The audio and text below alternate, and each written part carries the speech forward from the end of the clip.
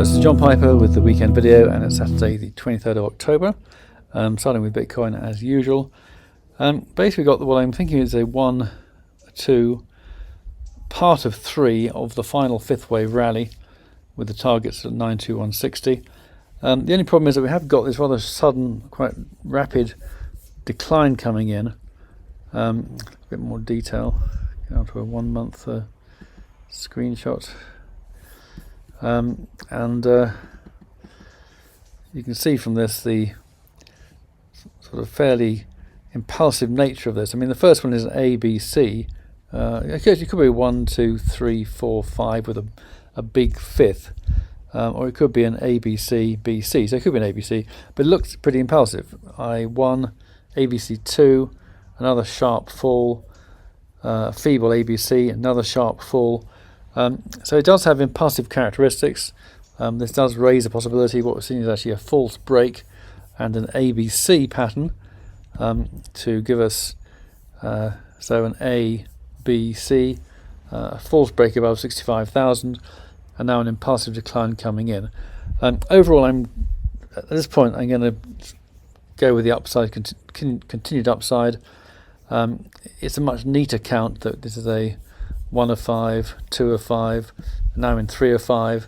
This is a correction along the way, but there's a slight worry about this. I mean, there seem to be quite a few reasons. I mean, Bitcoin does tend to rally into the year end. We've seen that a few times. The ETF has just come about, although the futures markets can be used against Bitcoin. Of course, people can use futures to sell Bitcoin. That would impact the market. So there are concerns, but I don't think we've seen enough really to justify saying this is now a downtrend, especially with the new highs have just come in. I think we're just seeing a bit of froth really, but it is a concern. So I guess we always climb a wall of worry, and this is one part of one brick in that wall, I guess. Anyway, obviously we keep monitoring it, and we'll go and look at Ethereum now. Well, Ethereum is also seeing a decent thrust up.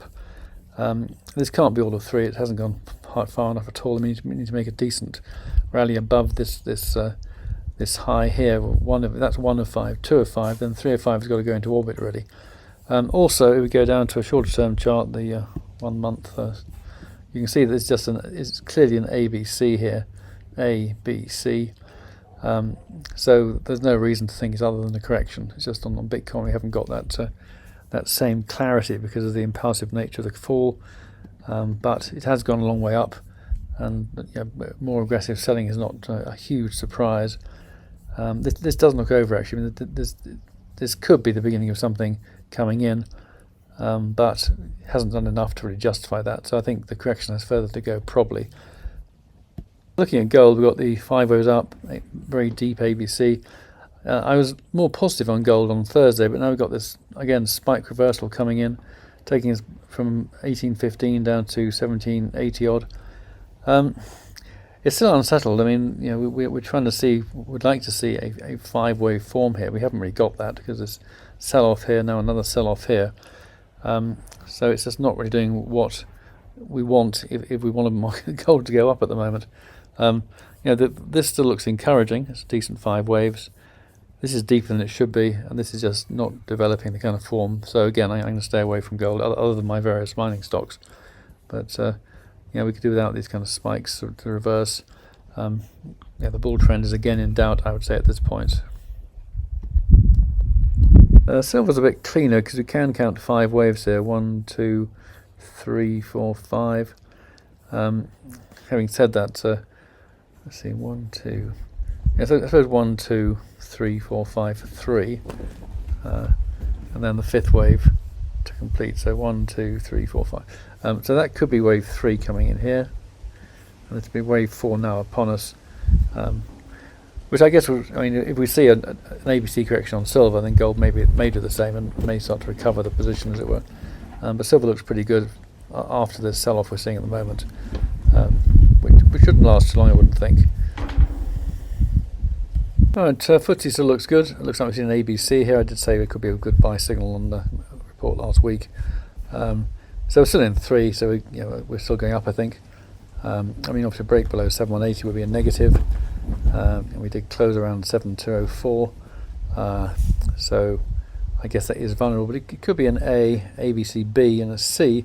So maybe then in fact the buying opportunities will come in early next week. Let's go on to the next market. The DAX also looking positive with this 1, 2, 1, 2, 3. This could be a 4 on the buying opportunity there. So again, I think we're going up at this point. May want to retest this low, perhaps 15,400. But I think we're going higher, probably some new highs on the DAX also. Ditto the Dow, 1, 2, 1, 2, 3. So 3 is still with us, I think. So I think we're still going up here on the Dow also. So all three of those markets are looking fairly positive right now. However, the Nasdaq still looks like an ABC. Clearly ABC there, ABC.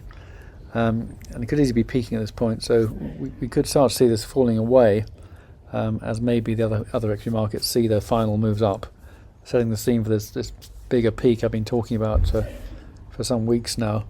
But I think I'd be surprised if the Nasdaq can make new highs, but of course markets do surprise us from time to time. But this chart pattern looks like this is a B wave, A, B, C, B, and then a C wave decline, which I think could be quite dramatic really.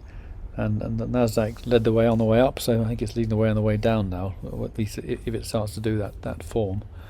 So although I'm positive on the other equities at this point, it's more of a short-term positive before we see peaks in maybe a few weeks or maybe a month or two's time, or possibly around the end of the year, which I guess is the same thing in effect now that we're in near the end of October.